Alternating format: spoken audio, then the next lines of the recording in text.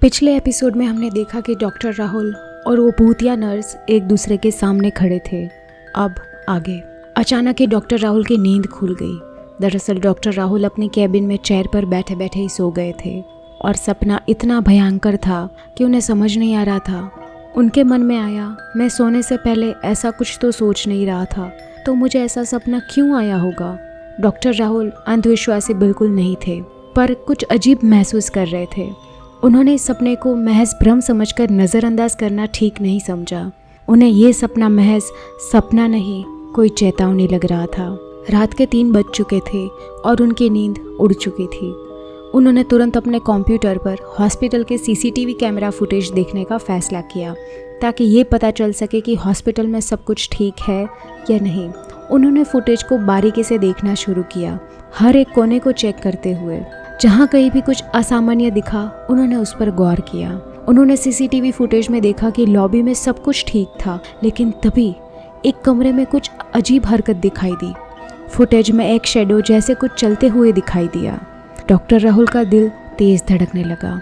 उन्होंने फुटेज को जूम करके देखा, लेकिन शैडो का असल पता नहीं चल पाया। उनका मन अब और भी बेचैन हो गया। डॉक्टर राहुल ने अपने आप से ये कहा, ये सब क्या हो रहा है? क्या ये सच में मेरा वहम था या सच में कुछ भयानक इस हॉस्पिटल में छुपा हुआ है? उन्होंने अपनी हिम्मत जुटाई और डिसाइड किया कि वो खुद हॉस्पिटल का एक और चक्कर लगाएंगे। रात के सन्नाटे में जब सब सो रहे थे, डॉक्टर राहुल ने अपनी टॉर्च उठाई और हॉस्पिटल के अंधेरों में निकल पड़े। उन्हें ये मालूम करना था कि आखिर उनके सपने का सच क्या है और वो भूतिया नर्स का राज क्या है। और एक चौंकाने वाली बात सामने आई। हॉस्पिटल के लॉबी में स्ट्रेचर अपने आप हिल रहा था। डॉक्टर राहुल ये देखकर हैरान रह गए। इसका मतलब गांव वाले जो कह रहे थे वो सच था। अगर ये बात सच है तो फिर पेशेंट्स तो सब सही सलामत है। दूसरे दिन सुबह उन्होंने सबका वज़न चेक करवाया। सबका वज़न 2 से 3 किलो कम हो चुका था।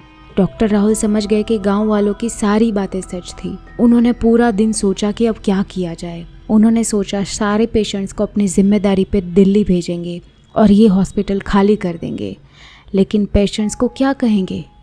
ये सारी बातें वो सोच ही रहे थे, तभी जनरल वार्ड से एक मरीज़ के चीखने की आवाज़ें आने लगी।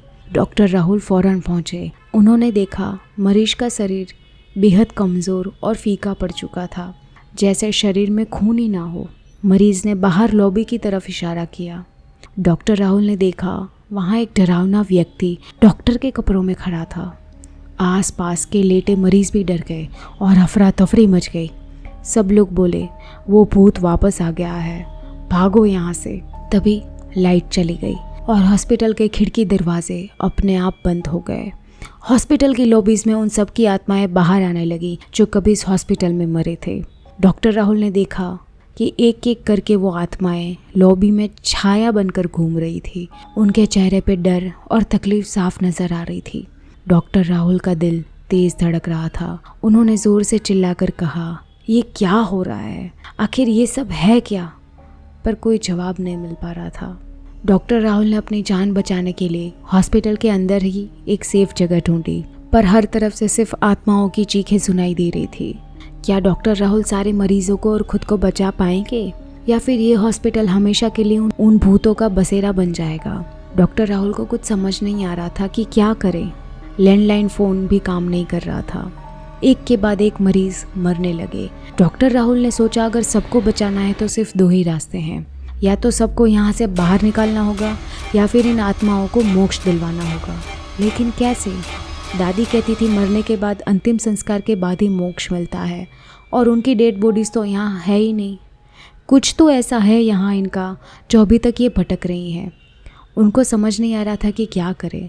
ऊपर से हॉस्पिटल में अफरा तफरी और अंधेरा। सब लोग कहीं ना कहीं छुप गए थे और डॉक्टर राहुल एक भूत को मरीज़ को ले जाते हुए देख रहे थे। और वो अचानक देखते देखते मुड़ा और दीवार के अंदर वो आत्मा चली गई।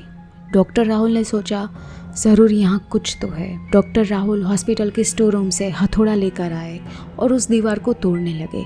अंधेरा काफ़ी था, ठीक से दिखाई नहीं दे रहा था, लेकिन वो दीवार टूट गई। दीवार टूटने पर इतनी भयंकर बदबू आई कि कोई भी बेहोश हो जाए। डॉक्टर राहुल ने जैसे तैसे खुद को संभाला और देखा कि नीचे की ओर सीढ़ियाँ जा रही है। ये दृश्य बेहद डरावना था। वो सीढ़ियाँ से उतरने लगे, जो बेसमेंट जैसा मालूम पड़ रहा था। नीचे उन्होंने जो देखा उसे देखकर उनके होश उड़ गए। बेसमेंट पूरा खून की नदी से भरा हुआ था, जो सड़कर बदबूदार बन चुका था। ताज्जुब की बात थी कि ये खून सूखा नहीं था। डॉक्टर राहुल समझ गए कि ये उन्हीं मरीजों का खून होगा जो मर चुके हैं और शायद इसीलिए उनकी आत्मा बदले के लिए भटक रही है और सबको मार रही है। तभी डॉक्टर राहुल उस बेसमेंट की खून की नदी में उतर गए और इसको खाली करने का रास्ता ढूंढने लगे और आखिरकार उन्हें वो नाली मिल गई। नाली के ऊपर एक ढक्कन जैसा लगा हुआ था। जैसे ही वो उन्होंने खींचा, सारा खून धीमे धीमे धीमे धीमे नाली में बहने लगा और उसी वक्त हॉस्पिटल में अचानक शांति हो गई और लाइट वापस आ गई। सब पेशेंट्स बच गए और जैसे ही डॉक्टर राहुल बेसमेंट से बाहर आए, उन्होंने सबको कहा, अब डरने की कोई ज़रूरत नहीं। हॉस्पिटल के दरवाजे अपने आप खुल गए। सब लोगों ने डॉक्टर राहुल का शुक्रिया किया। कुछ दिनों बाद गांव वालों ने डॉक्टर राहुल का सम्मान किया। उन्होंने गांव को भूतिया हॉस्पिटल से मुक्त करवाया और उन आत्माओं को भी मोक्ष दिलाया। हॉस्पिटल अब नॉर्मल हो चुका था। मरीज आते और ठीक होकर जाते, लेकिन एक सवाल अब भी डॉक्टर राहुल के मन में था। बेसमेंट में ऐसे खून इकट्ठा क्यों किया जा रहा था? क्या वजह रही होगी? क्या किसी पागल इंसान की पागलपंती थी या कुछ और? ये सवाल अब भी सवाल ही रह गया और डॉक्टर राहुल के मन में इस राज का जवाब पाने की जिज्ञासा बनी रही। इस पूरी घटना ने डॉक्टर राहुल को एक महत्वपूर्ण शिक्षा दी। कभी कभी हमारी प्रगति और तरक्की के पीछे छुपे हुए सच को नज़रअंदाज नहीं करना चाहिए। जो चीज़ें हमें प्राचीन और अंधविश्वास लगती हैं, उनमें भी कुछ सच्चाई हो सकती है। हर राज के पीछे एक कहानी होती है और हर कहानी से कुछ सीखने को मिलता है।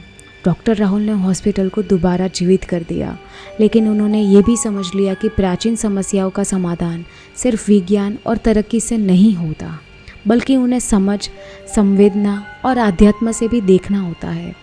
ये कहानी हमें सिखाती है कि जब किसी भी मुश्किल का सामना करना हो तो उसके हर पहलू को समझने की कोशिश करें, क्योंकि कई बार सच्चाई हमारे सामने होते हुए भी हमें नज़र नहीं आती। वीडियो अच्छी लगी हो तो लाइक, शेयर एंड चैनल को सब्सक्राइब करना ना भूलें।